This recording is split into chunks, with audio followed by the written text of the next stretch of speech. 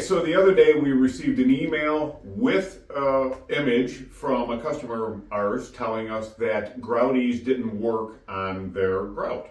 So after close examination of the picture that they sent us, you can see down low the Grout-EEZ, how dirty the grout is. And the Grout-EEZ did clean the grout up on top.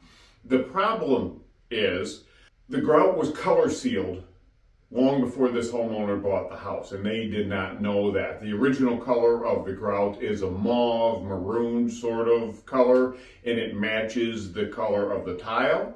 Back in the day, probably 20 or 30 years ago, that was the end look. The homeowner wanted to change it to tan, so they color sealed it, and then they didn't maintain it properly over the years. When you have a color seal, you have to use a neutral pH cleaner or it will start to peel. And that's where you can see this light tannish gray almost look to it. They thought that was still dirt. It isn't.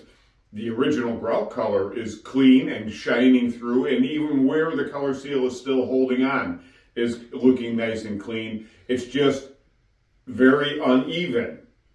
What has to happen here is you need to get a floor stripper, strip off the rest of that color seal, which is an ugly job, and then maintain it properly with a neutral pH cleaner.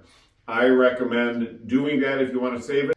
Just wanted to let you know, we get calls every so often saying Grout-EEZ doesn't work. When we get pictures sent to us or videos, we go over them, we study them. I've been in the business over almost 30 years now.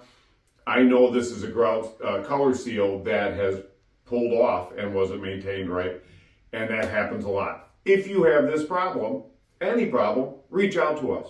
9 times out of 10, we can help you and point you in the right direction. Thanks for watching.